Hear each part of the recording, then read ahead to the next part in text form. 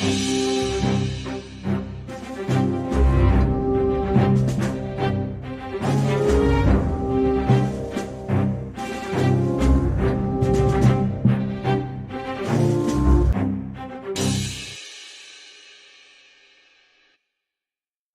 eu le droit à une promenade en menottes dans les couloirs.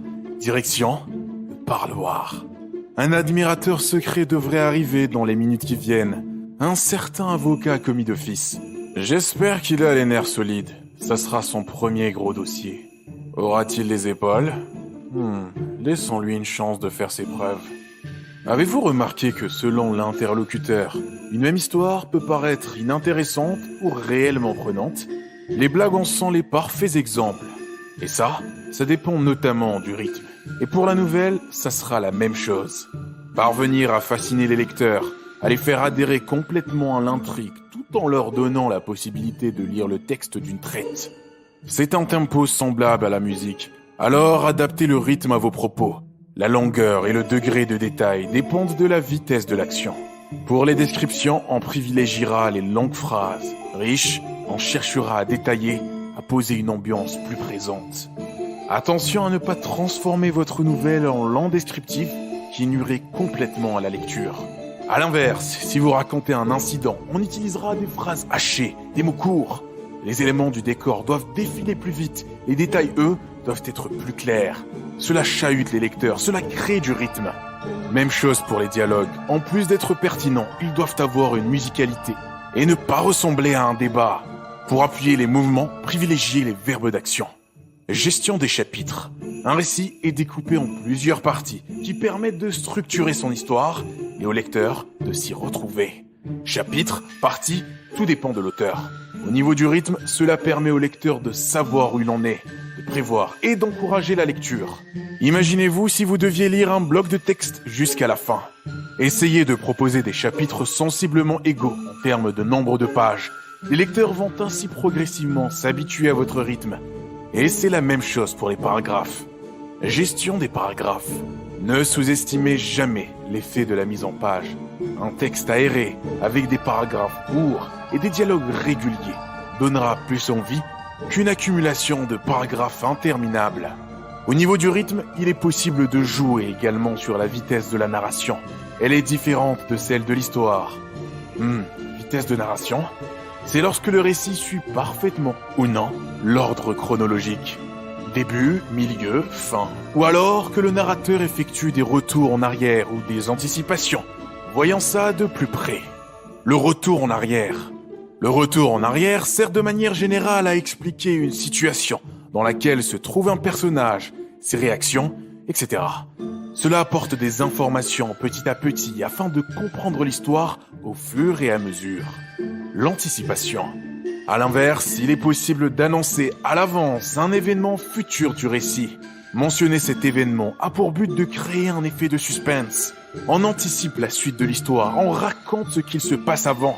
Par exemple, cela peut servir à donner des indications sur le destin d'un personnage. L'ellipse. En plus de retourner en arrière ou bien d'anticiper le futur, on peut également passer sous silence un ou plusieurs événements. Il y a donc un vide dans le récit. Quelque chose est arrivé, mais n'a pas été raconté, n'empêchant pas la compréhension. Cela contribue à accélérer le rythme, puisque la narration est absente d'une partie de l'histoire. Par déduction, les lecteurs pourront reconstituer la partie manquante. S'il n'apporte rien à l'intrigue, on peut faire passer sous silence des éléments de la vie quotidienne des personnages. À l'inverse, si vous coupez la scène où l'enquêteur poursuit le criminel pour mettre un autre passage, imaginez la réaction de vos lecteurs. Immoral certes, mais c'est un excellent moyen d'ajouter du suspense. La pause. La pause, elle, suspend l'histoire. Elle interrompt les actions et ralentit le rythme. On emploie alors la narration pour décrire, expliquer ou commenter certains éléments. Créer de la tension, du suspense. Comme on l'a vu précédemment, votre protagoniste doit souffrir ou accepter de faire des sacrifices pour atteindre son but. Rien ne doit lui être offert sur un plateau d'argent. La difficulté offre le mérite. Il peut par exemple renoncer à sa fierté, à l'argent, à ses idéaux, etc. Et pour cela, augmenter les enjeux tout au long de l'histoire en contrebalançant les récompenses. Je m'explique. La surprise, le rebondissement sont des ressorts de la nouvelle. Entretenez les lecteurs dans une vérité fictive. Écrivez comme si chaque instant, la situation pouvait se retourner jusqu'au moment de la chute finale. Eh oui, tenir le suspense, c'est un art. Votre protagoniste pourrait par exemple échouer une première fois, une deuxième fois, avant de connaître la réussite. Et à ce moment-là, qui dit succès, dit répercussion. Et il est tout à fait possible d'augmenter la tension, puis de la diminuer. Laisser des moments de répit permet de décrire l'environnement, les personnages et de ne pas lasser les lecteurs. Mettez votre héros en danger. De ces épreuves, sa survie est-elle incertaine? Jonglez entre plusieurs événements, problèmes, défis. Pour cela, pensez à votre vie et à celle des autres. Jouez sur les coups de théâtre, sur les montées dramatiques, sur les fausses pistes à chaque fin de chapitre. Laissez des questions sans réponse afin de créer une envie irrépressible de tourner les pages. Laissez-les mijoter, s'imaginer plusieurs scénarios. Autre moyen de rajouter du suspense, de la tension, mettez dans la tête des lecteurs 2 scénarios. Un premier dénouement souhaitable, un deuxième dénouement incertain. Lequel se produira? Suspense. Pour cela, il faut que le lecteur s'attache un minimum aux personnages, qu'il se soucie de leur sort. Pour maintenir le suspense, il faut plusieurs péripéties. L'enquête doit piétiner, connaître des rebondissements. C'est une question de dosage, de timing. Une attente ni trop courte, ni trop longue. Comment l'injecter dans votre récit? Posez-vous la question suivante. Qu'est-ce qui se passe ensuite? Pour résumer, pour créer le suspense, la tension, créez un sentiment de danger pour vos personnages avec quelque chose d'imprévisible, d'inattendu. Obligez-les à faire des choix impossibles en maintenant la tension le plus longtemps possible. Mettez en place des contraintes de temps.